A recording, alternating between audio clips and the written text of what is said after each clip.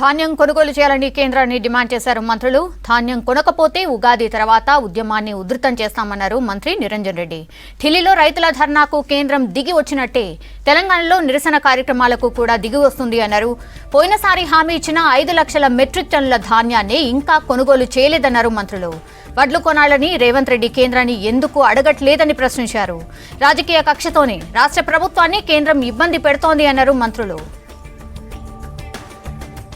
మరి ఈ దేశంలో పండినటువంటి వ్యవసాయ పంటలను కొనేటువంటి బాధ్యత కేంద్రానిది. ఇది 100 సార్లు చెప్పినా కూడా వాళ్ళకు ఉండేటువంటి బాధ్యతను మనం గుర్తు చేస్తే కూడా ఎన్నిసార్లు చెప్పినా కూడా లేకి మాటలు మాట్లాడతారు. ఒకప్పుడు అంటే ఒడ్లు తక్కువ ఉండే, బియ్యం తక్కువ ఉండే, దేశానికి అన్నం పెట్టడానికి తక్కువ ఉండే, మీరు ఆ నిబంధన పెట్టుకుంటే నడిచింది.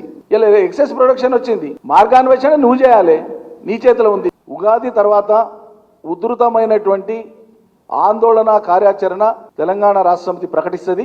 కార్యాచరణ రూపుదిద్దుకున్నది. చాలా ఉధృతమైనటువంటి స్థాయిలో ఉద్యమాన్ని ముందుకు తీసుకొని పోతాం. వీళ్ళని ఎండగట్టడం ఖాయం. ఉత్తరాదిన ఉన్నటువంటి రైతాంగం యొక్క ఆందోళనతోన దిగి వచ్చి 13 నెలల తర్వాత ముక్కు చెంపలు వేసుకొని క్షమాపణ చెప్పిండ్రు. రేపు తెలంగాణ సమాజానికి కూడా క్షమాపణ చెప్పవలసి వస్తుంది. మీరు ఇక్కడ తెలంగాణ రైతాంగాన్ని ఇక్కట్ల పాలు చేస్తున్నందుకు. ఇది దక్షిణానికి కూడా పాకుతుంది. ఇది ఒక చోట ఆగేది కాదు. భారత రైతుల యొక్క కళ్ళలో నీళ్లు తెప్పించినటువంటి సర్కార్లు ఏవి కూడా నిలవవు.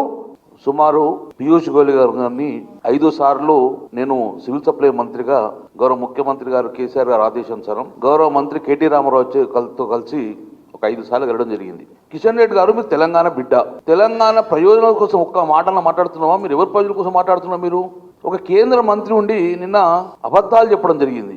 ఏమన్నారంటే, మీరు అసలు ప్రతిసారి యాక్షన్ ప్లాన్ కోసం మీ సమావేశం ఏర్పాటు చేస్తాం, ఫిబ్రవరి 25 నాడు, మార్చి 8 నాడు మిమ్మల్ని మీటింగ్కి రమ్మంటే కూడా మీరు రాలేదని చెప్పేసి ఒక కేంద్ర మంత్రి ఉండి అబద్ధం చెప్పడం చాలా బాధాకరం.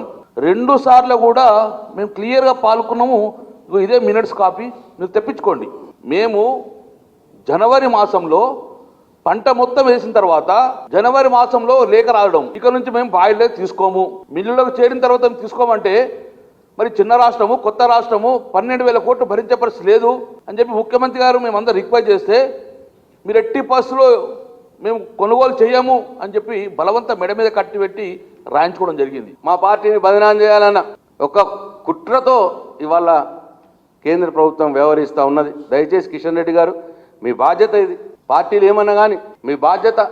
ఇవాళ యాసంగి ధాన్యం రైతుల నుంచి తీసుకోవాల్సిన బాధ్యత మన మీద ఉన్నది. ధాన్యం తీసుకోవాల్సిన బాధ్యత కేంద్రానికి మీకు తెలుసు.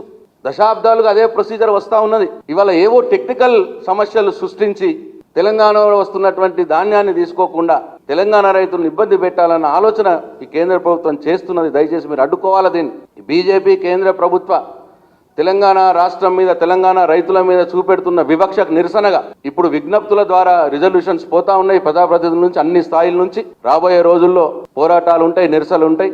ఈ రాష్ట్ర రైతుల యొక్క హక్కుల్ని కాపాడటం కోసం 2వ తారీఖు వరకు, ఉగాది వరకు వేచి చూస్తాం.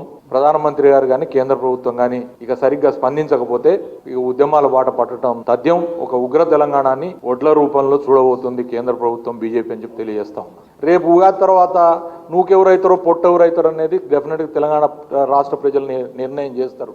ఇవాళ కేంద్ర మంత్రి ఉన్న కిషన్ రెడ్డి గారు మేము వాడికి వెళ్తే బాధ్యతగా ఆయన వచ్చి ఆయన మా సమావేశంలో కూర్చోవాల్సింది పోయి కూర్చోకుండా ఆయన బాయ్కాట్ చేసి మేము పట్టించుకోలేదంటే ఇక దానికి అర్థం ఉందా? ఇంకొక విషయం బహుశా నేను అనుకోవటం కిషన్ రెడ్డి గారు అనుకుంటుండొచ్చు, మరి సికింద్రాబాద్లో ఎవరు ఒడ్లు పండించారు కాబట్టి అని. సికింద్రాబాద్లో ఒడ్లు పండించకపోయినా ప్రజలైతే బియ్యం అయితే తింటారు కదా, అన్నమే తింటారు కదా. మరి మీరు చూడండి, మీరు ప్రయత్నం చేసి చూడండి. మీ నియోజకవర్గ ప్రజల యొక్క ఆహార అలవాట్లని నూకలు తినిపించి ఒకసారి ప్రయత్నం చేయండి. మీరు కూడా కేంద్ర మంత్రిగా ఉన్నారు కదా. లేదా మీరు పీయూష్ గోయల్ గారు చెప్పిన మాట తప్పని చెప్పి మీరు ఖండించి ఆ తర్వాత మీరు సికింద్రాబాద్ రండి. మీరు ఆడ కూర్చొని అగ్రిమెంట్లు కాగితాలు చూపిస్తున్నారు. కాగితాలతో జరుగుతాయండి పనులు?